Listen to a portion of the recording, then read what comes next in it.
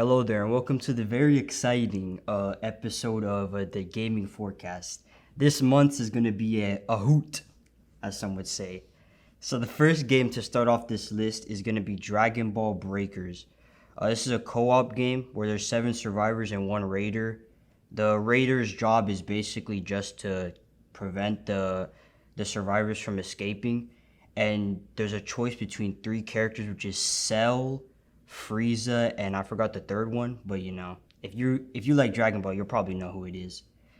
The second game on this list is Scorn. It's a first-person horror adventure game, and their whole idea of the game was basically you being thrown into a mysterious unknown world that not many people know about, I guess. Now, if you've seen that clip where the guy puts like his hand in this machine and like the machine like gobbles up his head, basically, yeah, it's that game.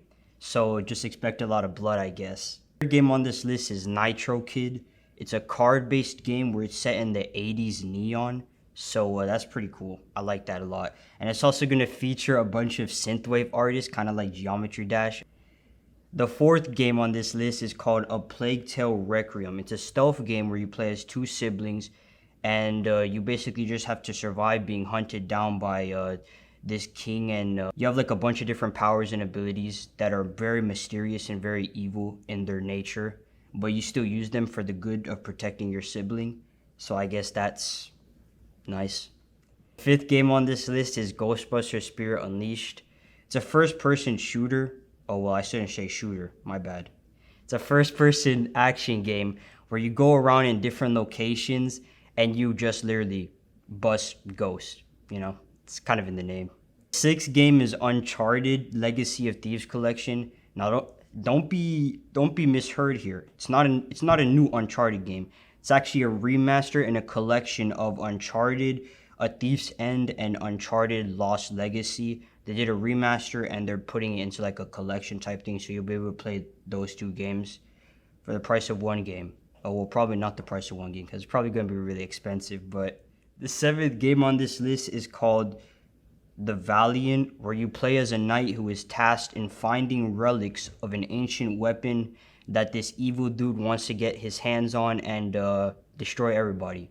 So, classic evil doer plots. The 8th game on this list is called The Last Worker. It's a game which, not trying to get philosophical here or anything, but it's a game based on the idea that we as humans are creating robots, and those robots are basically doing all our jobs, so we are left with basically doing nothing except being controlled by these robots bidding and how they do the job and not us.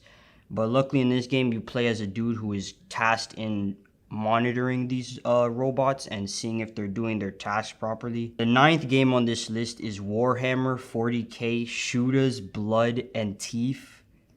It's not the classic Warhammer 40k game where you're playing as these big dudes in suits and then you just kill a bunch of demons and stuff like that. It's a 2D run and gun platform where you play as a horde of orcs in the invasion of Lotus Prime, or Leotis Prime, however you say that. And you're invading this because you find out that your old warlord is there that basically just captured you and, mistreated you basically.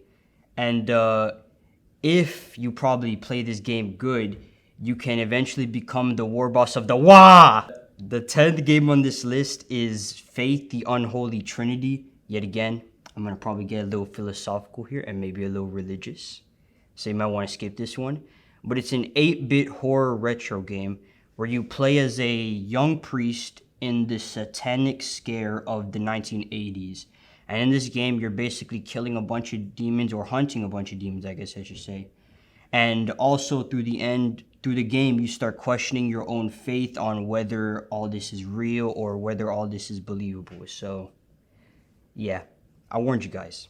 Okay, so as I said in the beginning, this is, we're going to change this up a little bit. This isn't going to be the honorable mentions, more so because this month is so packed with very famous and popular games. I decided to switch it up and do the most popular games of this month. So starting off this list is going to be Mario plus Rabbids Spark of Hope. I played the original I think I played it on Wii before. Now, I don't want to say that and look like a complete dummy here. So if I'm wrong, please don't come after me for it. All I know is I played Mario plus Rabbids, and it's a pretty fun game. The second game on this most popular games of the month is Gotham Knights. Now, I know some of you have seen the videos and the memes of the game being trash, right? Me too, I've seen them, and the game did look trash. But with these new videos they've released and new gameplay they released, I'm going to be honest with you, the game actually looks pretty good. I still don't know how Red Hood has this no-kill method, because from what I see him do in this game, I mean, I think that line has been crossed long ago on some villains. Inadequate. Another thing I like about this game is that it's going to involve the Court of Owls, which I'm a big DC and Marvel buff. So the Court of Owls definitely has to be one of my favorite villains of Batman. You know, they're very mysterious and they're very dug deep into the background of Gotham in total. So it's really cool to see. The fourth game on this list is new games from the Borderlands. Never played Borderlands, so yet again, don't come after me, please. So, yeah, that's all I have to say, I guess.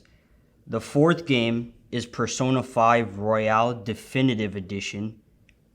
So this isn't another Persona 5 Royale. It's just kind of like a remaster, I guess, of Persona 5 Royale. And yet again, I've never played Persona 5 Royale, so this is another game where you don't come after me, please.